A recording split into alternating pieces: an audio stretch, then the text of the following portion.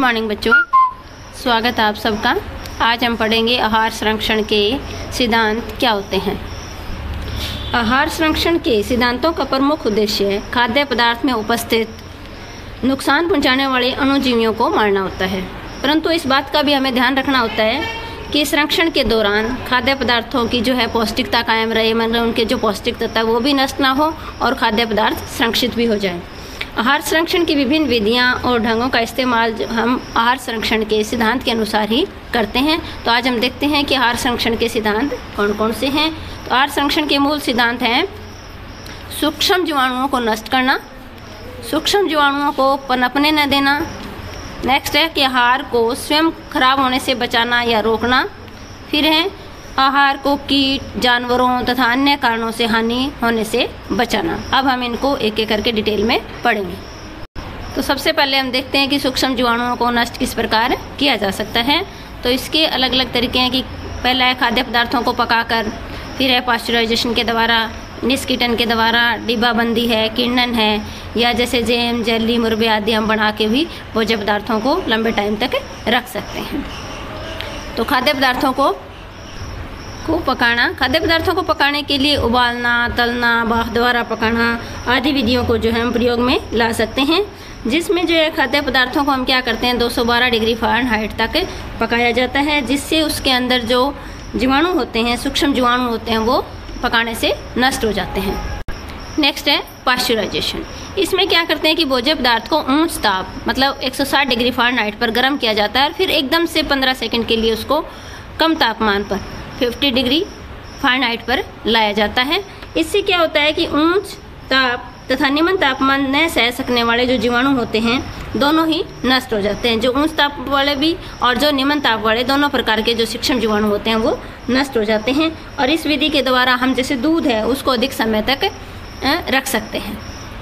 Next है निष्कीटन मतलब sterilisation. Sterilisation में क्या होता है कि इस विधि में हम खाद्य पदार्थों को संरक्षित करने के लिए अधिक ताप और दबाव का प्रयोग करते हैं, जिससे उसमें जो उपस्थित जीवाणु होते हैं वो नष्ट हो जाते हैं और खाद्य पदार्थों को अधिक समय तक सुरक्षित रखा जा सकता है। नेक्स्ट है कि डिब्बाबंदी या कैनिंग करके हम किस तरह से भोजन को सुरक्षित रख सकते हैं। इस विधि में क्या करते हैं कि खाद्य पदार्थों को धोकर, सुखाकर जो है निष्कीटन करने के लिए हम क्या करते हैं 275 डिग्री फ़ारेनहाइट से 350 डिग्री फ़ारेनहाइट प्रेशर के ताप पर पकाया जाता है उनको। फिर शोधित डिब्बों में मतलब जो साफ सुथरे किए डब्बे होते हैं, जो मतलब धोकर, सुखाकर, स्टेरिलाइज जो किए हुए डिब्बे होते हैं, उनके अंदर भरकर उनको सील बंद कर दिया जाता है। इस डिब्बाबंदी जो है खाद्य पदार्थों को हम ठंडे स्थान पर 2-3 सालों तक भी सुरक्षित रख सकते हैं।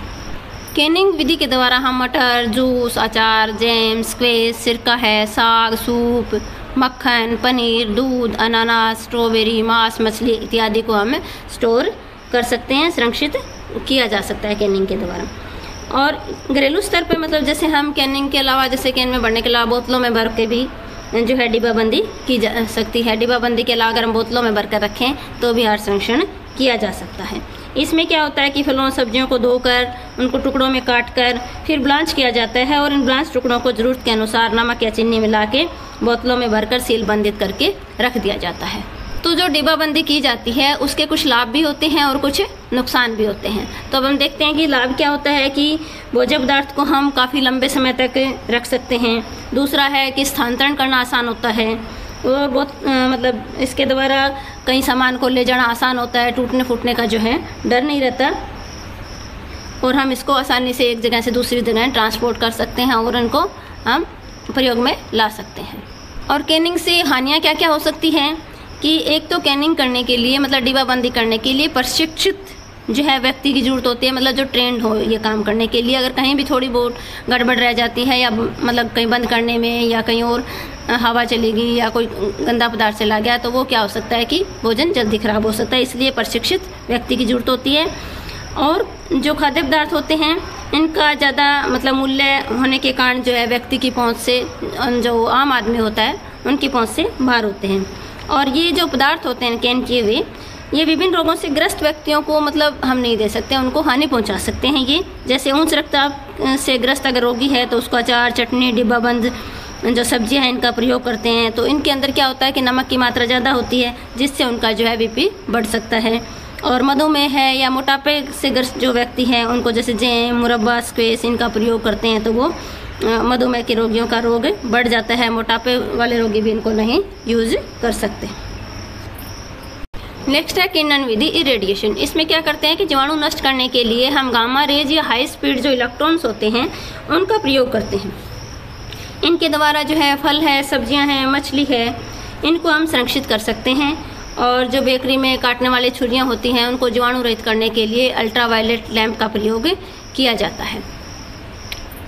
नेक्स्ट है कि जैम, जेली, मुरब्बा आदि बनाकर भी हम भोजन को किस प्रकार संरक्षित रख सकते हैं। इसके लिए जो है खाद्य पदार्थों को विशेष तापमान पर चीनी के साथ पकाकर जेली, मुरब्बे आदि के रूप में संरक्षित किया जाता है। और पकाने के ताप पर जो है जीवाणु नष्ट हो जाते हैं और चीनी के कारण जीवाणु जो है पनप नहीं पाते। इन्हें बोतलों में, डिब्बों में सील बंद करके रखने से काफ़ी लंबे समय तक ये सुरक्षित रह सकते हैं। नेक्स्ट पॉइंट हमारा है कि सूक्ष्म जीवाणुओं को हम पनपने से रोकें। किस तरह से हम रोका जा सकता है इनको। तो पहला है कि निर्जलीकरण के द्वारा, दूसरा हिमीकरण के द्वारा, फिर है प्रशीतन या शीत भंडार करके, और रासायनिक पदार्थों का प्रयोग करके या घरेलू जो परिरक्षक हैं उनका प्रयोग करके भी हम सूक्ष्म जीवाणुओं को पनपने से रोक सकते हैं। तो हम देखते हैं कि निर्जलीकरण से हम कैसे जीवाणुओं को रोका जा सकता है। कि जीवाणुओं को पनपने के लिए क्या आवश्यकता होती है, नमी की आवश्यकता होती है, आर्द्रता की आवश्यकता होती है। तो खाद्य पदार्थों को सुखाने में, उनमें जब हम सुखाते हैं तो उनके अंदर जल की मात्रा बिल्कुल नहीं रहनी चाहिए, और जब जल की मात्रा नहीं होती तो वो लंबे टाइम तक सुरक्षित भी रखे जा सकते हैं। खाद्य पदार्थों को धूप में सुखाने की जो है काफ़ी जो है विधि जो है बहुत पुरानी विधि है, लेकिन इसमें क्या है कि समय ज़्यादा लगता है। आजकल जो है मशीनों के द्वारा भी ऊंच तापमान पर उनको सुखा सकते हैं, जिससे क्या है कम समय लगता है और पौष्टिक तत्व जो है कम नष्ट होते हैं। तो आवश्यकता अनुसार इनको अतिरिक्त जो है पोषक तत्व इनके अंदर डाले भी जा सकते हैं, जिससे क्या रहता है कि खाद्य पदार्थ है वो स्वच्छ रहते हैं और लंबे टाइम तक उनको हम स्वस्थ रख सकते हैं। नेक्स्ट है हिमीकरण के द्वारा। कि इस विधि में हम क्या करते हैं कि खाद्य पदार्थों को 30 से 35 डिग्री फ़ारेनहाइट तक के तापमान पर इनको ठंडा किया जाता है, जिससे खाद्य पदार्थों में जो उपस्थित जीवाणु होते हैं या एंजाइम्स होते हैं वो निष्क्रिय हो जाते हैं। और इस विधि से हम फलों, सब्जियों को धोकर साफ करके छोटे छोटे टुकड़ों में काट के पॉलीथीन या जो है फॉइल पेपर के पैकेटों में बंद करके भी रख सकते हैं और फिर उनका हम हिमीकरण कर सकते हैं। नेक्स्ट है प्रशीतन या शीत भंडार। खाद्य पदार्थों को संरक्षित करने के लिए हम इस विधि का बहुत ज़्यादा प्रयोग करते हैं। इसमें क्या होता है कि कम ताप पर रखने से जीवाणु और जो एंजाइम्स वगैरह होते हैं वो अक्रियाशील हो जाते हैं, तो इससे जो है खाद्य पदार्थों के रंग रूप में भी कोई परिवर्तन नहीं आता।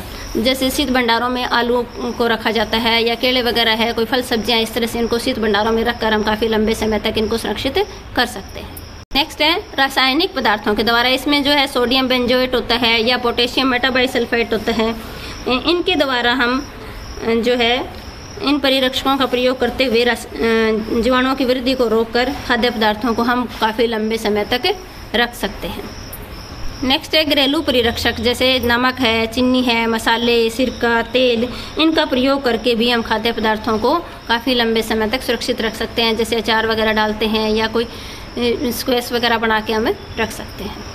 नेक्स्ट है कि हम अपने जो आहार को स्वयं खराब होने से कैसे रोक सकते हैं। तो इसमें क्या किया जाता है कि आहार को स्वयं खराब होने के लिए उनमें क्या उपस्थित जो एंजाइम होते हैं उनके कारण वो खराब होते हैं। तो एंजाइम जो है कमरे के तापमान से अगर थोड़ा सा भी तापमान ज़्यादा हो जाता है तो वो अधिक क्रियाशील हो जाते हैं। अगर मान लो 10 डिग्री सेंटीग्रेड तापमान बढ़ गया तो हर 10 डिग्री सेंटीग्रेड तापमान बढ़ने के साथ जो भोजन में रासायनिक परिवर्तन होने शुरू हो जाते हैं। एंजाइम जो है फलों और सब्जियों में क्रिया करके उनके रंग में, रूप में, बनावट में या उनकी पौष्टिकता में भी परिवर्तन कर सकते हैं।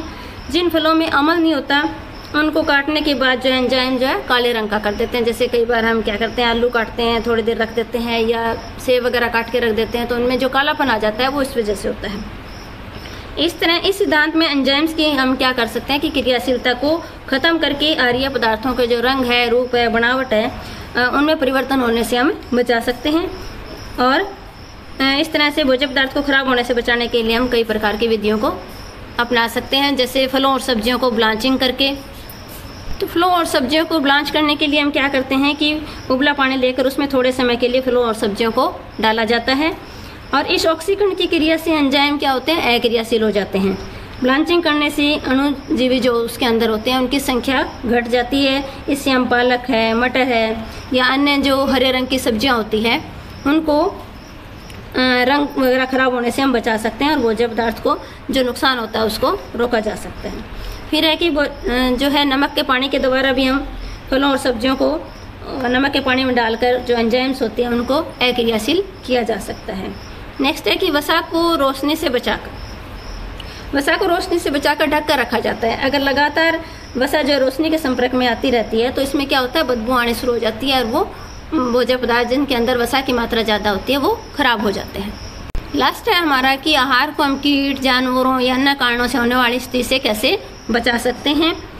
तो इनको बचाने के लिए निम्नलिखित विधियाँ अपनाई जाती है कि जैसे आहारीय पदार्थों को उचित विधि से पैक करके डिब्बों में पैक कर सकते हैं। वायुरोधक डिब्बे होते हैं उनके अंदर पैक करके भी हम इनको सुरक्षित रख सकते हैं। या आहारीय पदार्थों को उचित जो है तापमान पर स्टोर करके, या जो आहारीय पदार्थों का शीघ्र और प्रभावकारी ढुलाई या ट्रांसपोर्टेशन। इसमें क्या किया जाता है कि जितनी जल्दी जो ये विधियाँ होती है व्यापारिक स्तर पर इस्तेमाल की जाती है। इसके लिए आहारीय पदार्थों को हम गोदाम में सड़ने नहीं दिया जाता और उनको स्थानांतरण के लिए हम जल्दी से मतलब उनकी जो है ट्रांसपोर्ट के लिए सुविधा उपलब्ध करवाते हैं ताकि जो भोजन हम पैक करते हैं या वो दूसरे स्थानों पर जल्दी से जल्दी पहुंचाए जा सके।